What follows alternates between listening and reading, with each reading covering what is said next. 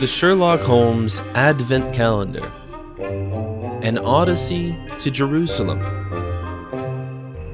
By Sir Arthur Conan Doyle and Nora Godwin. Narrated by Bryan Godwin. Part 1. The Mission. It was the late year of 1896, and the enthusiasts of a certain holiday were already busy with preparations. As usual, this completely passed by Sherlock Holmes largely unnoticed, and even for my own initiatives he had little left. In fact, he was looking for a challenging new case. The last request we received revolved around a lost cat, which we gracefully declined. Runaway pets did not seem very fitting to us and our profession as detectives.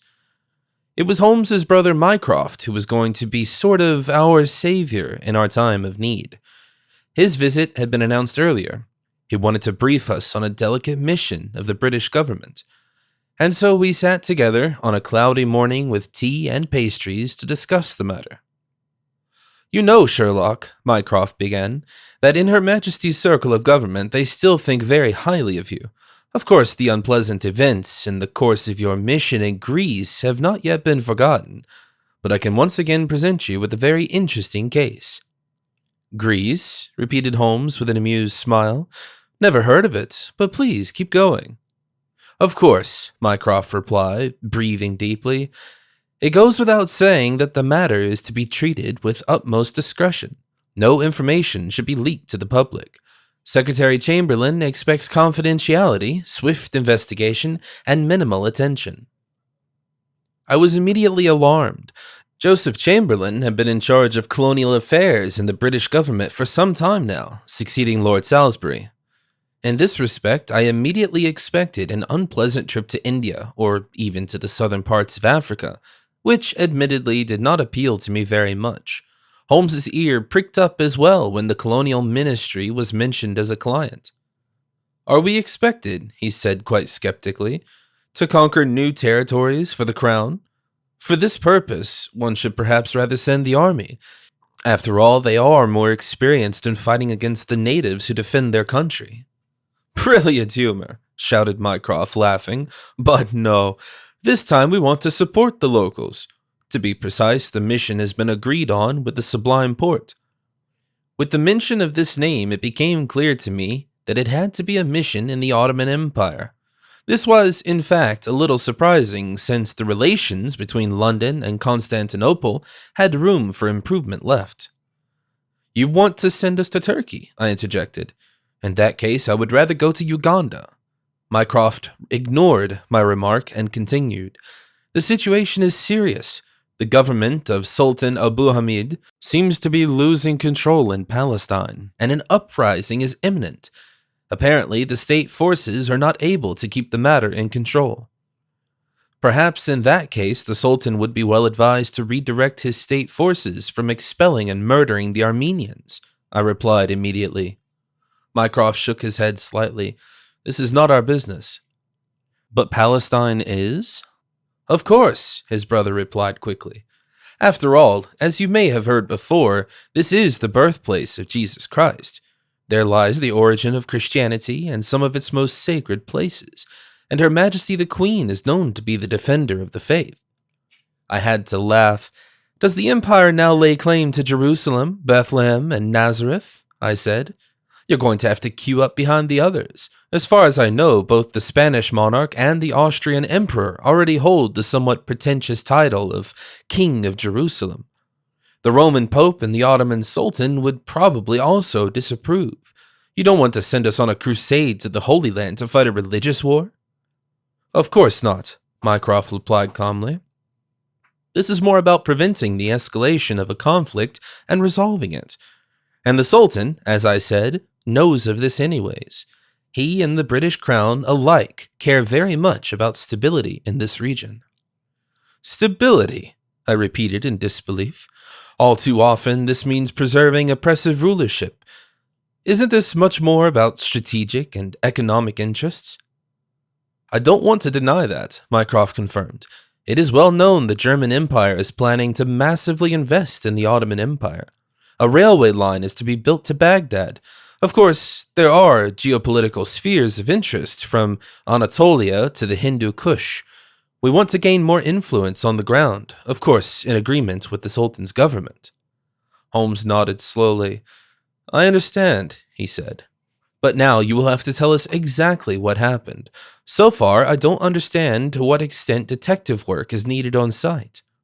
Mycroft hesitated briefly, but of course knew that he now had to give us all the details to the story. There has been a series of attacks, he explained, on facilities of the Ottoman administration in Palestine, and it must come to an end. The perpetrators must be investigated and arrested urgently, because the population seems to sympathize with the terrorists. The crude, open repression of the Ottoman government even reinforces this effect. And here in London they welcome the Greek uprising in Crete, I remarked with a cynical undertone. But in Palestine, the given order is to be maintained, isn't it?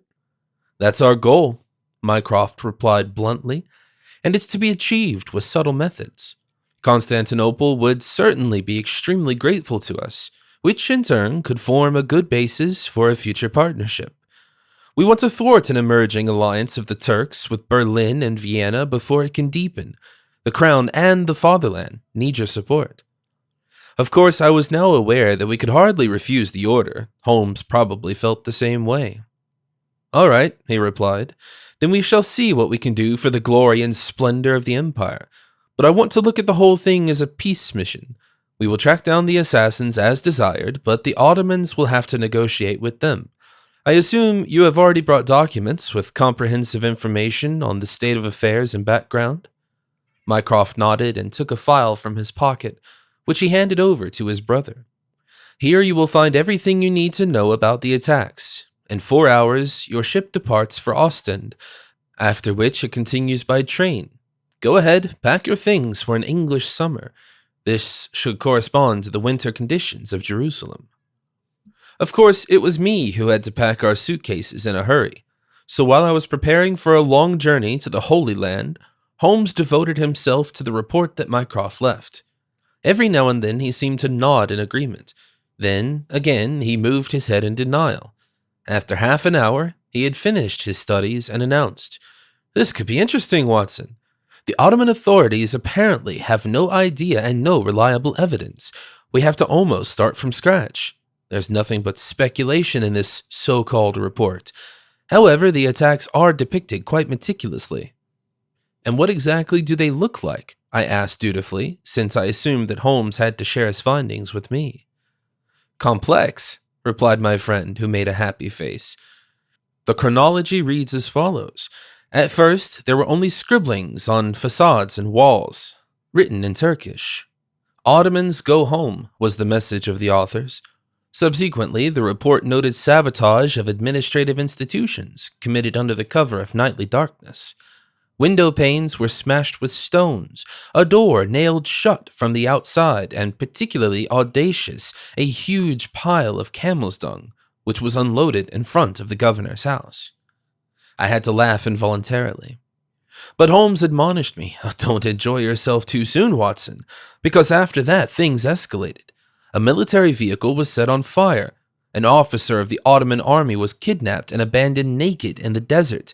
And the latest act of terrorism, which seems much more serious than the prior, was an explosive attack on a police station. Luckily, no one was harmed. Any comments on that?" The answer came to me quickly.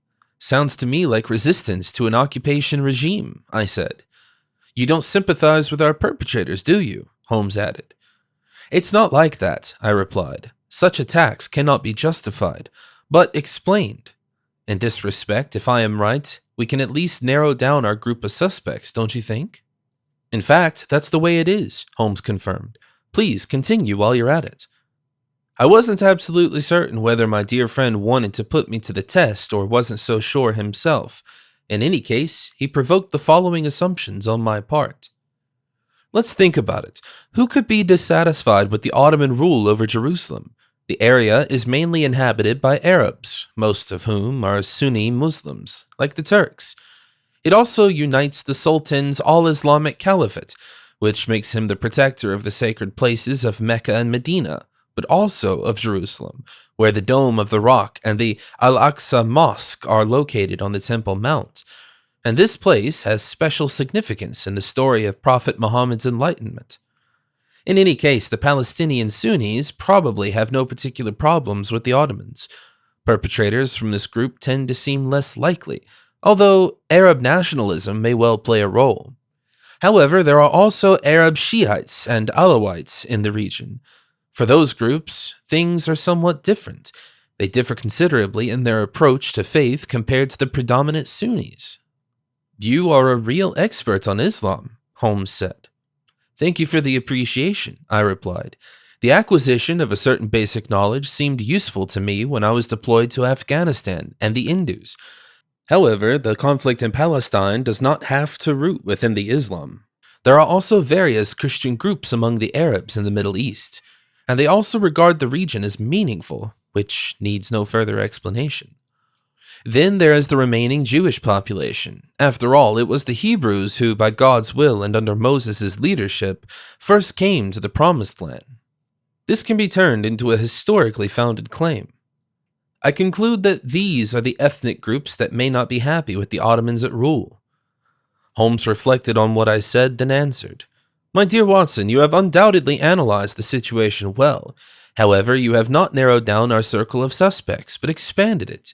According to your list, basically all religious or ethnic groups in Palestine are considered as potential initiators of anti-Ottoman activities. I'm afraid this did not get us any further, my friend." After short consideration, I had to agree with Holmes. My subtle assumptions did not really help us for the time being. "Unfortunately, you are right," I confirmed. "What do you propose?" Holmes smiled good-naturedly. "Elementary, Watson. We will have to start with some old-fashioned investigative work," he said. "And we will start, like always, at the crime scene. I am extremely confident, however, that it will not be long before we know who is behind the attacks on the Ottoman administration." Presumably, Holmes once again aimed at his special detective skills, which would undoubtedly lead to quick results. "What makes you so sure about this?" I asked Holmes. "Quite simply, my dear Watson. The perpetrators will soon reveal themselves," Holmes answered. I frowned and said, "Why is that?" "There is no end in itself in terrorism," Holmes claimed. "The perpetrators are likely to pursue political goals. Sooner or later, they will have to bring them to the public. Otherwise, all their actions will be for nothing. This means that they will commit themselves to the attacks and make demands." A logical conclusion that had not yet come to my mind. "Well, that will make things easier," I shouted in agreement. "We'll see," Holmes replied, reaching for his coat. "Are we ready to leave? Have you packed everything? Our ship is waiting for us in the harbor. Onwards to a final crusade." I barely shared my friend's sudden enthusiasm for our mission. "You know that the Crusades mostly ended in a terrible bloodbath and defeated Europeans," I said. But Holmes was already standing at the door. "To Jerusalem!" he shouted, and resolutely reached for the doorknob. I sighed, took our suitcases, and dutifully followed him.